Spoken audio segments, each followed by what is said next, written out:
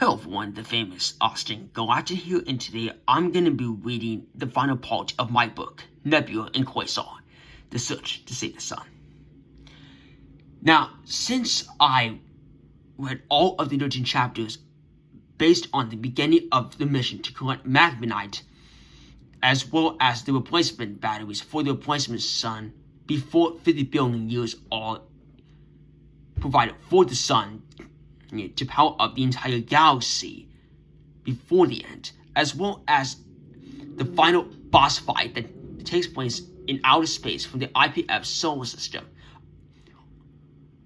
between the Duel and Xeno. This is going to take place back in the Common Federal Republic via Comet City, in which the Duel is given something that allows him to fight for what's right and be able to save the day from any other that could lead to harm, as well as every citizen that needs protection. So, with further ado, I will begin the final part.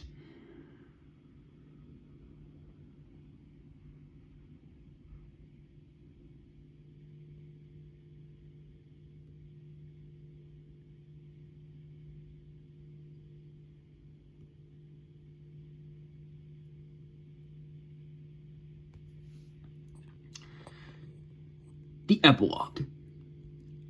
After the mission that Nebula and Quasar was assigned to, with it being completed at the same time, Nebula and Quasar managed to get in Nova's call to the Comet City Federal Government Complex in order to take them there.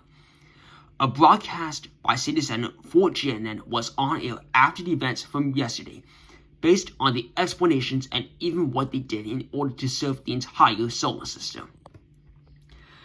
In a deliberate attempt that was proven successful for Comet City in the Common Federal Republic, Nebula and Quasar have defeated one of the most known villains responsible for terrorism in Comet City, Xeno. In many other reports, 980 Nova quadrilateral aliens sent out by Xeno have been defeated by them in an attempt to save the sun far away from our galaxy, says City Saturn, who is broadcasting on GNN. Meanwhile, at the Comet City Federal Government Complex, Nebula and Quasar attended the ceremony with 287 Nova Quadrilateral CCPD officers, and with Nova and Starshaw on the way.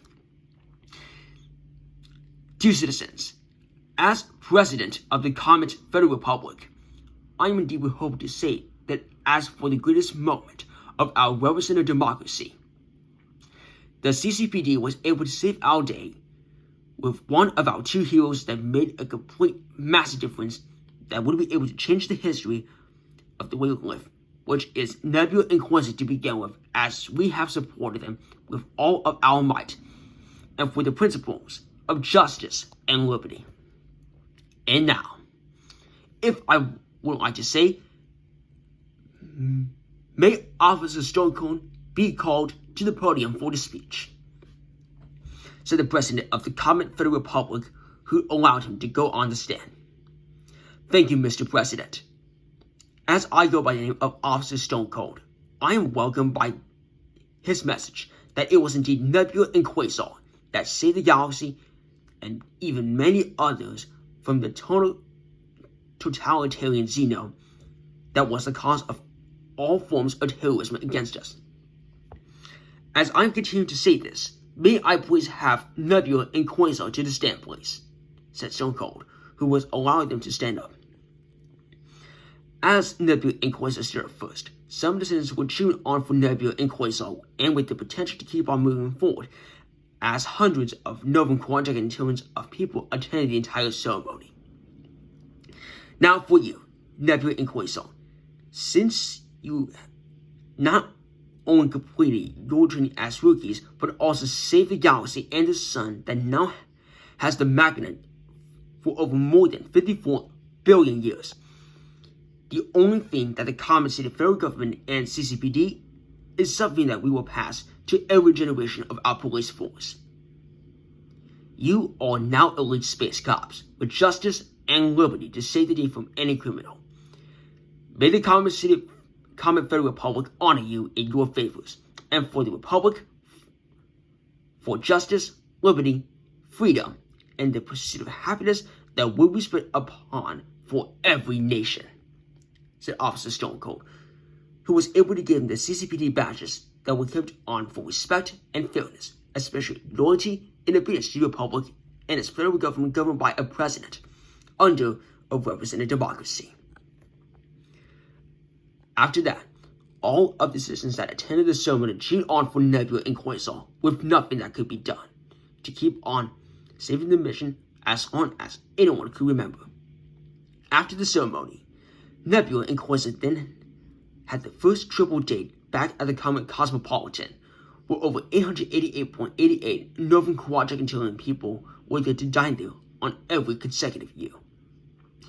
Dining on the same balcony, Nebula and Quasar then also greeted Celeste and Luna with their other boyfriends, who were able to dine with them on the Comet Cosmopolitan's dishes, while minding the true number of 79.92 Novum Trigantillion customers dining on the top floor, which was the balcony.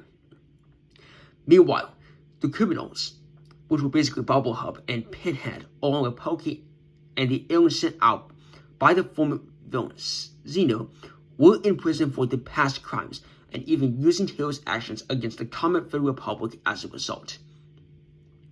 As Nebula and Quasar took the rules very seriously, they always lived a happy life as siblings and lovers, much to this day. So that's not going to only be the end of the epilogue, but it's also the end of the entire book that I have written. So if you like this video, please hit a like down below, and also please subscribe to me. More videos will be coming soon as I continue to keep on going. And I hope to see you soon. Have a great day.